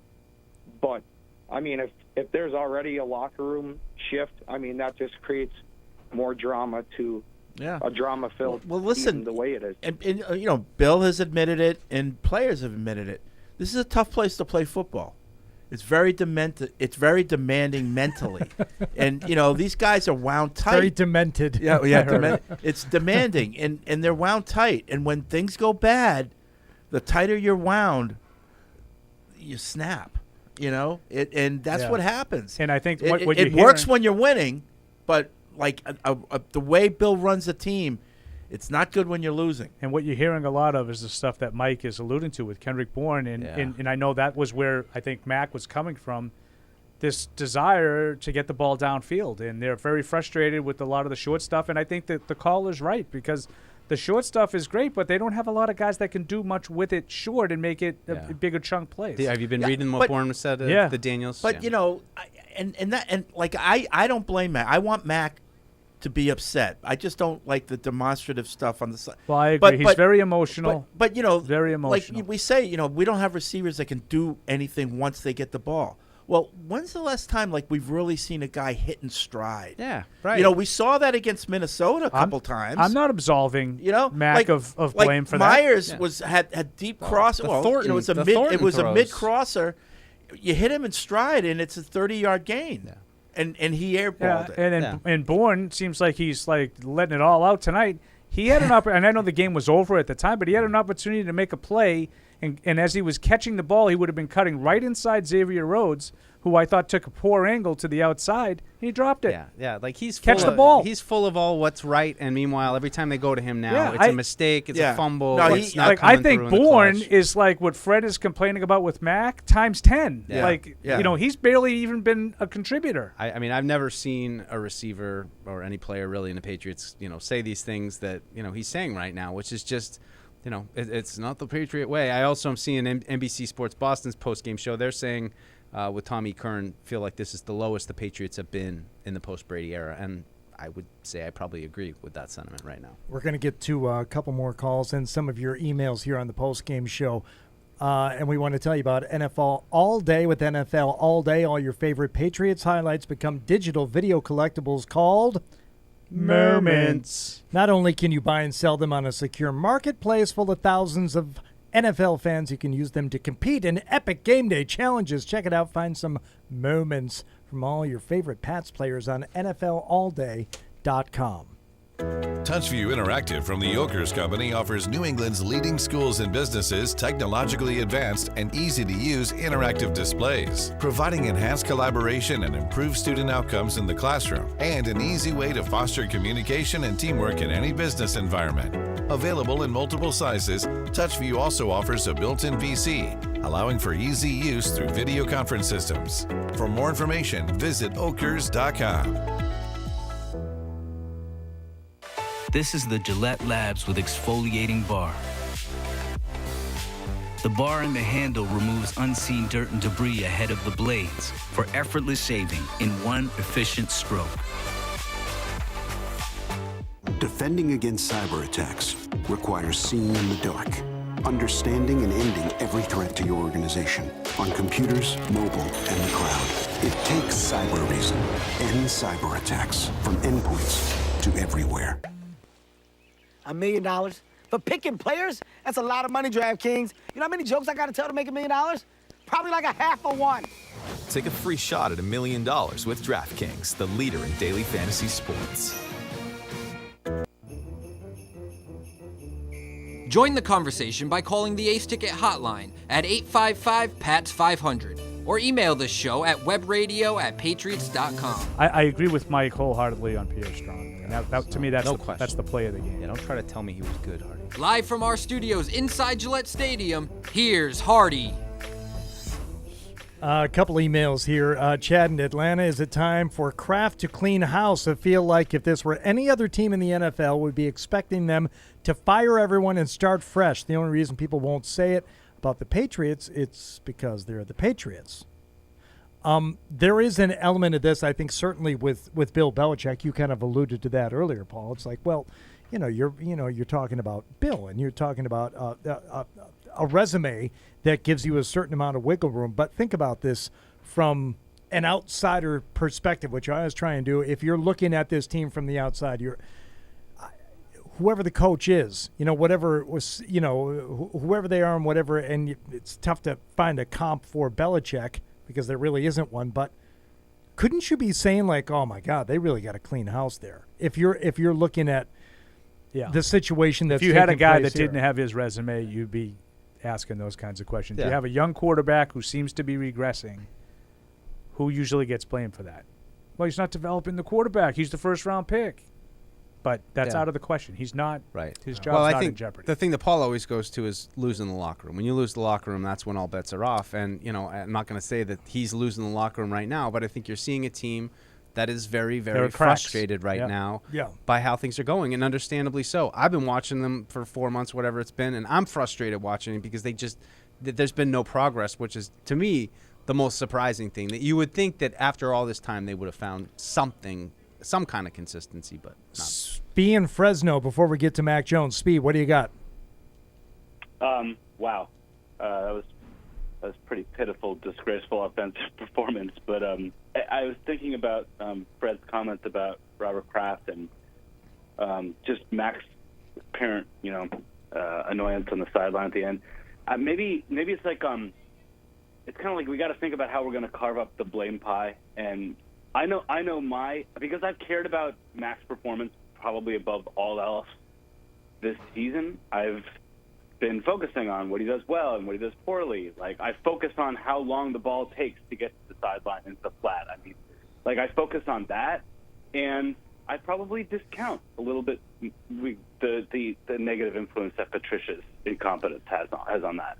I think that anybody who's trying to think about all this stuff probably needs to think about it like somebody, like a good businessman like Kraft would, which is that, like, all of these things are mattering. So I don't know how you solve that, and it's also just, I would imagine that in the Patriot way, where you're just supposed to be kind of like a cog and just go with the flow and do your job, I'd imagine like having a sense of personal frustration would be even more damaging than maybe in other places which allowed more free expression. What do you guys think? Again, they're going to point to the history of the team and the way things have been done here for a while, and you know, how much do you blow up, even as an owner, and like how much do you look at it and say how much of this realistically needs to change? And if we're being even more honest, looking back to last week against Minnesota, how many people are saying that this offense needs to be totally retooled? And, you know, it's not working at all on any level. You know, this is the difference that a week makes, and I think a lot of it has to do with, you know, who is coaching the offense right now and what that means going forward. But, you know, when Spee asked that question, Curtin Chapel Hill says, you know, how many teams are in worse positions than the Patriots right now when you consider, he says, no quarterback, no offensive line, no offensive weapons, no linebackers, no proven cornerbacks. Well, I heard a much different story literally 1 week ago. Right. You know, like, are you the worst team in the league? No, or are you, they're a middle of the pack team. They're in the middle of the league right now. This is where most teams live. You know, for if a few you wanted years. to be, if you wanted to be really negative, like some of these reactions have been, you could make an argument that they're, you know, fortunate to be 6-6. They haven't really lost a game that they quote unquote should have won, but they've won one or two that they easily could have lost. They should have won the Chicago game. They got blown out, Fred. It wasn't even close. I know, but they should have won that game. They shouldn't have been blown out. No. If you want to tell me that they have no business getting blown out by the Bears, but they had no chance to win that game. Yeah. Like, they had a chance to lose both Jets games. They had a chance to lose the Pittsburgh game. Yeah. They haven't really won a game. I mean, they haven't really lost a game that they quote unquote should have won. Right. And I mean, but you know, just last year they were second place in the AFC East, probably third place. They lost to Miami twice.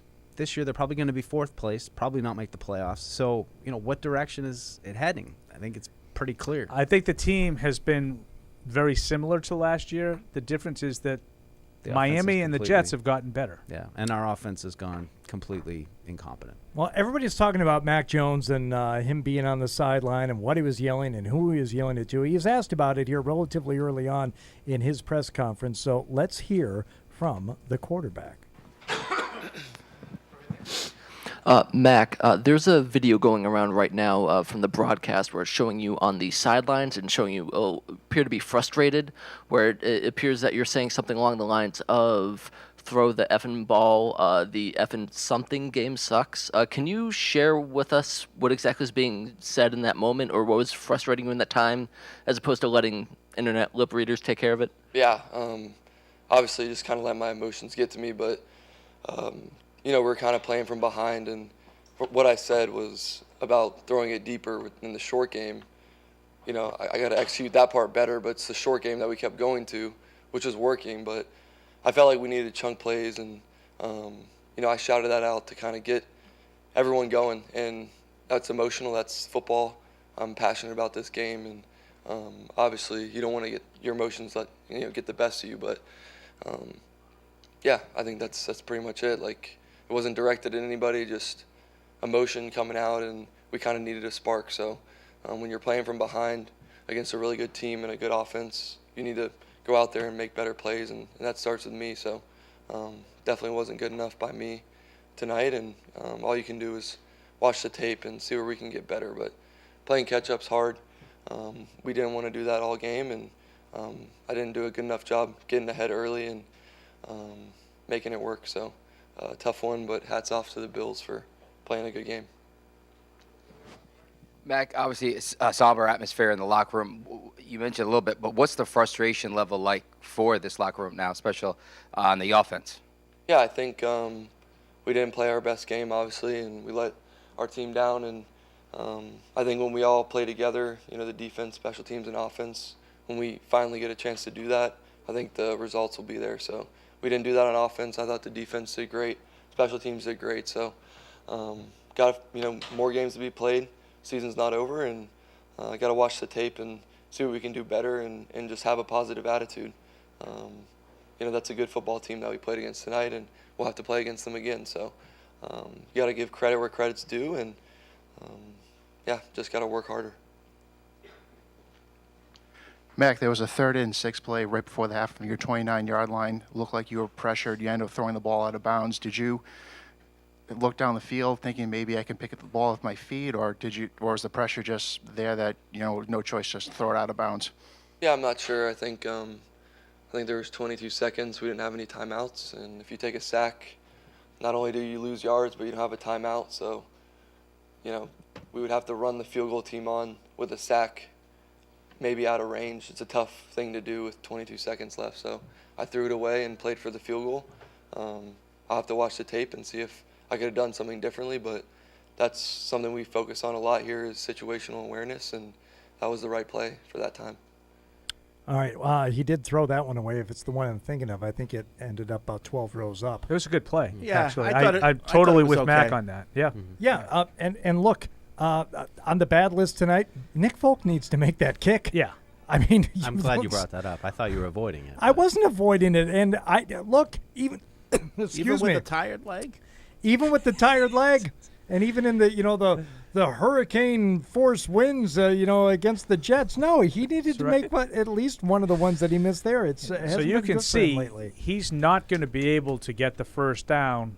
And if he does get the first down, watch as he comes out here. He has a guy chasing him, and there's a guy right there for the Bills. Okay, so if he gets the first down, he's going to have to cut inside the half ends. Right. They're not getting the field goal unit on the field. So I thought that he handled that play really well, and I would say contrast that to last week in Minnesota, when he had a brain cramp and took a sack in a situation where you can't. Oddly, I feel a tiny bit better after listening to him, the way he answered that first question, and he said, what he said essentially is right. They weren't picked to win this game by most people. That is a good football team that they played tonight. This is not one of the wins that I know that I had circled as a game that they had to win down the stretch here. And they're 6-6. You're a middle-of-the-pack football team right now. There are games left to be played. But, yeah, you ended up losing a game tonight that I thought you were going to lose. So trying to keep things in perspective. Those are my final thoughts. Fred, what are your final thoughts from the game tonight? Oh, is this it? This is it. Were you not ready? I'll come back to you. Yeah. Deuce, what are your final thoughts on the game tonight? More of the same. This is who the 2022 Patriots are. It's frustrating and unfortunate. You put in all this time and get to this point, you come to the realization that that's what it is. We'll see what they have over these last 5 games, if they pack it in and totally give up, or if they fight a little bit and make it interesting. But I think this pretty much sealed their fate for the season. Well, I couldn't agree more with Mike. I think meet the 2022 Patriots, same as the 2021 Patriots, just not quite good enough against quality competition. And to Fred's point about the 10-3 game, that there's one pattern of a game that they've displayed that they can win, and that's get a lead, make the other team chase, and keep it, somewhat low scoring. And once it gets out of hand, once you get down by 2 scores, I felt like the entire because I thought there was some juice. I thought there was some juice in the stadium tonight, and they went down 17-7, and the game may as well have been over. The way you kind of laid it out, though, they did have a lead, and it was a low-scoring game for the most part tonight. But they were chasing all night. Like they had a lead. They had a lead early. They never had the ball in the lead, is my point. Like they never had the ball in the lead. They got up 7-3. They didn't have the ball after 7-3? The Bills scored first. Yeah, but then it was. The Patriots matched it.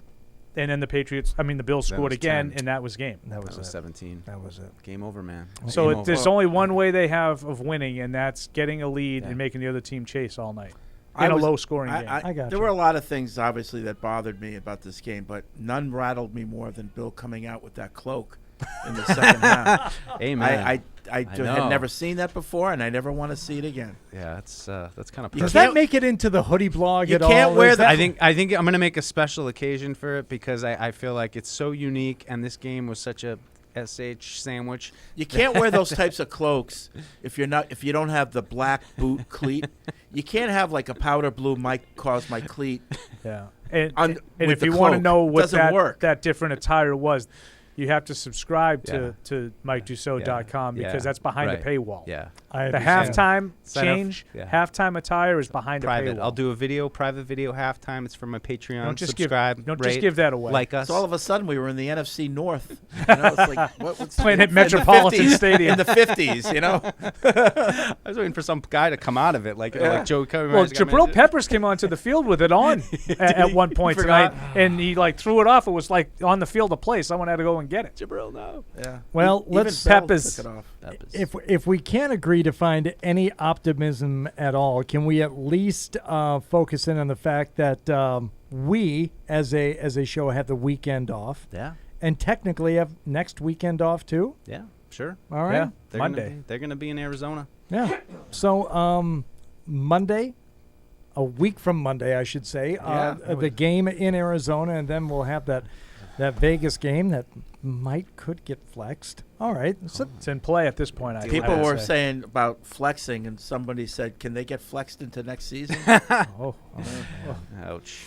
Not dealing with adversity well. Oh. But for everybody involved in the show tonight, thank you so much for helping us put it together. Thank you to all the calls. Sorry we didn't get to a lot of the emails tonight. There's a lot of them, but a lot of us are saying the same things. After the Patriots lose, I will say, I said it at the beginning, I'll say it again now, unceremoniously to the Bills tonight at Gillette Stadium. Your final score for the final time, Patriots 10, Bills 24. That's for you, Paul. Thank you for listening and watching. Thank you for downloading this podcast. Subscribe on Apple, Google Play, and everywhere else you listen. Like the show? Please rate and review us. Listener comments and ratings help keep us high in the podcast rankings so new listeners can find us. Be sure to check Patriots.com for more news and more podcasts.